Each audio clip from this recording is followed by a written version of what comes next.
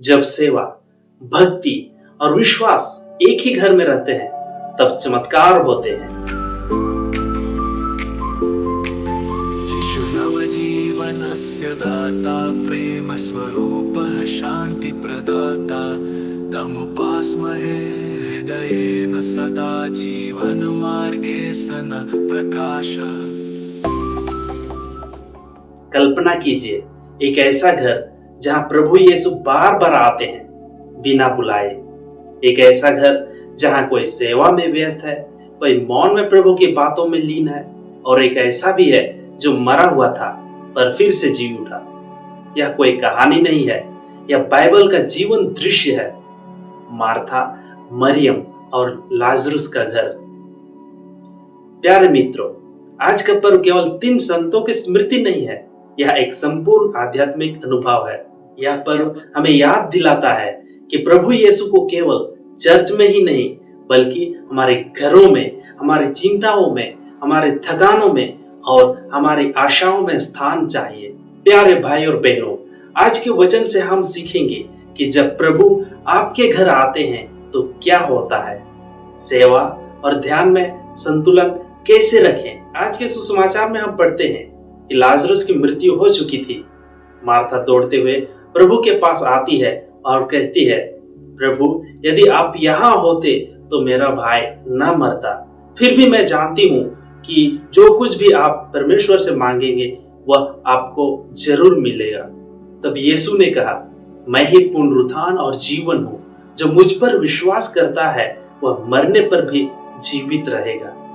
प्यारे मित्रों, यह संवाद केवल मार्था के लिए नहीं है, यह हर उस व्यक्ति के लिए है जो किसी न किसी तरह की आत्मिक मृत्यु से गुजर रहा है, जैसे टूटा हुआ परिवार, खोया हुआ विश्वास या गहरा अवसाद। यीशु आज भी हमें पुकार रहे हैं, बाहर आओ।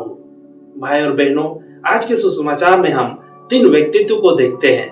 मार्था, जो सेवा में विश्वास की मिसाल है। मार्था व्यस्त थी, वह रसोई में काम कर रही थी, सब कुछ व्यवस्थित कर रही थी। उसका कार्य आवश्यक था, वह चाहती थी कि प्रभु को सबसे अच्छा मिले, लेकिन वह इतनी सेवा में खो गई कि प्रभु की उपस्थिति को महसूस करना भूल गई। तो क्या आज हम भी यही नहीं कर रहे हैं? हम सेवा में हैं अपने परिवार के लिए, चर्च के लिए, समाज के लिए, लेकिन हमारे अंदर का आत्मिक जीवन सूख गया है। सेवा और आत्मा का मेल जरूरी है। मार्था से सीखें, सेवा करो पर प्रभु को ना भूलो। दूसरा व्यक्तित्व है मरियम, हमें मौन में प्रभु के चरणों में बैठने को सिखाती है। मरियम प्रभु के चरणों में बैठी थी, वह प्रभु की बातों को ध्यान से सुन रही थी। यही वह अच्छा भाग था जिसे यीशु ने सराहा। आज के समय में जब हर चीज शोर और दौड़ में है, मरियम हमें याद दिलाती है, भक्ति का मतलब है मौन में प्रभु के वचनों को सुनना। हर दिन कुछ पल प्रभु के चरणों में बैठिए, मोबाइल और शोर से दूर बस उसकी आवाज सुनिए। मरियम हमें सिखाती है कि ईश्वर से बातचीत केवल बोलने में नहीं, बल्कि सुनने में भी होती है। एक छोटा सवाल आपसे, क्या आज आपने प्रभु की बात सुनी? तीसरा व्यक्तित्व है लाजरुस, मरे हुए विश्वास को जीवन देने वाला मसीह। लाजरुस की मृत्यु को 4 दिन हो चुके थे।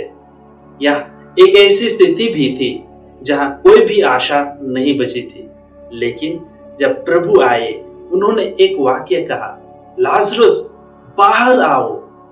आज भी प्रभु वही कह रहे हैं, हे मेरे बेटे बाहर आओ उस निराशा से, हे मेरी बेटी बाहर आओ उस पाप से, उठो और फिर से जियो।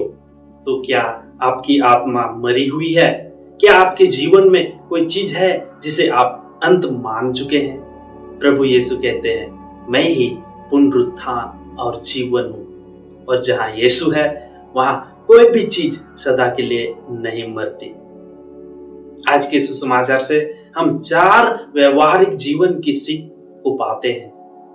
पहला, प्रभु को अपने घर का सदस्य बनाएं, सिर्फ मेहमान नहीं। दूसरा, सेवा और भक्ति दोनों में संतुलन रखिए।